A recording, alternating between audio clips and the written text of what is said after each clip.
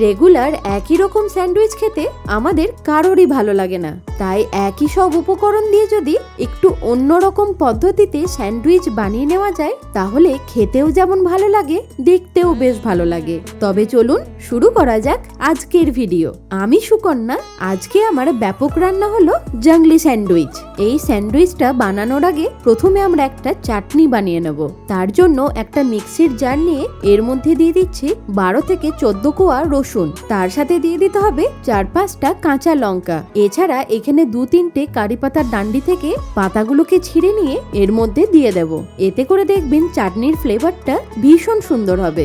আর দিয়ে দিতে হবে বেশ কিছুটা ফ্রেশ ধনেপাতা। ফ্রেশ ধনেপাতা এই জন্যই বললাম, যদি পাতাগুলো কালো থাকে সেই ক্ষেত্রে চাটনিটা কিন্তু সেইভাবে সবুজ হবে না। এবার দিয়ে দিচ্ছি 1 চা চামচ লেবুর রস, তার সাথে 1/4 চা চামচ নুন।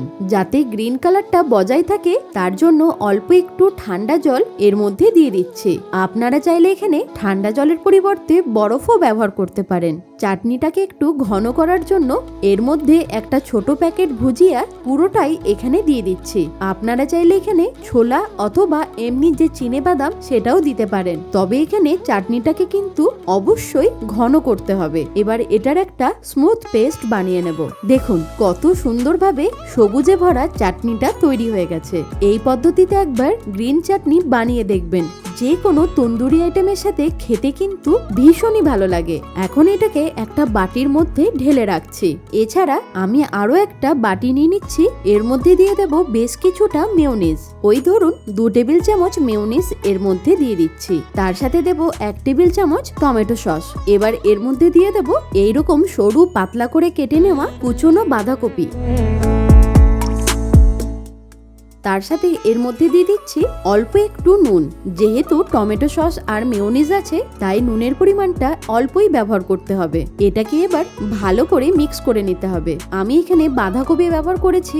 আপনারা চাইলে এখানে বিভিন্ন রকমের ক্যাপসিকামও পাতলা করে কেটে এর মধ্যে ব্যবহার করতে পারেন। এটার টেস্টও হয় ভীষণই সুন্দর। ভালো করে মিক্স করে নেওয়ার পর এটাকে আমরা একটা সাইডে রেখে দেব। এবার স্যান্ডউইচটা বানিয়ে নেওয়ার জন্য আমি এখানে 3টে স্যান্ডউইচ ব্রেড নিয়ে নিয়েছি। তবে আপনারা রেগুলার যে ছোট ব্রেড হয় সেই ব্রেডও নিতে পারেন। যেহেতু আমি 3টে লেয়ারে স্যান্ডউইচটা বানাচ্ছি তাই এখানে আমি 3টে ব্রেড নিয়ে নিয়েছি। এবার এই ব্রেডটার মধ্যে অল্প একটু বাটার স্প্রেড করে দেব। এতে করে টেস্টটা তো বেড়ে যাবেই, তার সঙ্গে চাটনিটা লাগানোর সাথে সাথে ব্রেডটা আর নরমও হয়ে যাবে না। ফার্স্টে সব ব্রেডগুলোর মধ্যে বাটারটাকে আগে লাগিয়ে নিচ্ছি। এবার এই বাটারের ওপরেই স্প্রেড করে দেব গ্রিন চাটনিটাকে। যদি চাটনিটা প্রথমে লাগিয়ে নেওয়া হতো তাহলে ব্রেডটা একেবারেই নেতিয়ে পড়তো। চাটনিটা ভালোভাবে লাগিয়ে নেওয়ার পর এবার এর ওপরে আগে থেকে সেদ্ধ করে রাখা আলু গোল করে কেটে নিয়ে সুন্দর করে সাজিয়ে দিচ্ছি। তার সাথে 2টো গোল করে কেটে নেওয়া পেঁয়াজ এর ওপরে দিয়ে দেব। যেহেতু আমরা সেদ্ধ আলু আর পেঁয়াজ ব্যবহার করেছি তাই ওপর থেকে একটু গোলমরিচের গুঁড়ো হালকা করে স্প্রিঙ্কেল করে দিচ্ছি। আপনারা এখানে স্যান্ডউইচ মশলাও দিতে পারেন। আর দিয়ে দেব সামান্য একটু বিট নুন। এবার আরো একটা পাউরুটি নিয়ে এই বাটারের ওপর দিকটা গ্রিন চাটনি দিয়ে ভালোভাবে স্প্রেড করে দেব।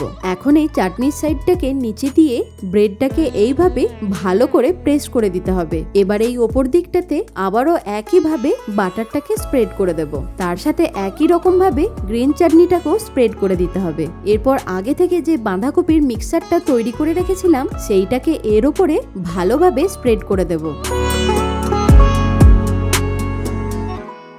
এবার এর ওপরে দিয়ে দেব টমেটো স্লাইস। এইগুলোকে একেবারে পাতলা করে কেটে নিয়েই ব্যবহার করতে হবে। তার সাথে একইভাবে ওই পেঁয়াজের স্লাইস এর ওপরে দিয়ে দেব। আপনারা এখানে গোল গোল করে শসা কেটেও ব্যবহার করতে পারেন। আবারও একই রকম ভাবে অল্প একটু গোলমরিচের গুঁড়ো তার সাথে বিট নুন স্প্রিঙ্কেল করে দেব। তবে এখানে বিট নুনটা বুঝে ব্যবহার করবেন, কারণ অলরেডি বাঁধাকপির মধ্যে নুন ব্যবহার করা হয়েছিল। তবে আজকে আমি কোনো রকম গ্রিল মেশিন ছাড়াই এটাকে গ্রিল করে নেব। তাহলে চলুন পরের স্টেপেতে চলে যায়। তার জন্য এরকম একটা গ্রিল প্যান নিয়ে প্যানটাকে হালকা করে গরম করে পাউরুটির যে দিকটা বাটার লাগানো আছে সেই সাইডটাকে এইভাবে নিচে করে দিয়ে দিতে হবে। এবার ওপর দিকটাও অল্প করে একটু বাটার স্প্রেড করে দেবো। ফ্লেমটাকে মিডিয়ামে রেখে 1 মিনিটের মতো নিচের দিকটা গ্রিল করে নেওয়ার পর উল্টে দিয়ে অপর দিকটাকেও একইভাবে গ্রিল করে নিতে হবে। কত সুন্দরভাবে দেখুন গ্রিল মেশিন ছাড়াও একদম দোকানের মতো গ্রিল হয়ে গেল। এবার এটাকে আমরা একটু দোকানের মতো করে সার্ভ করে নেব।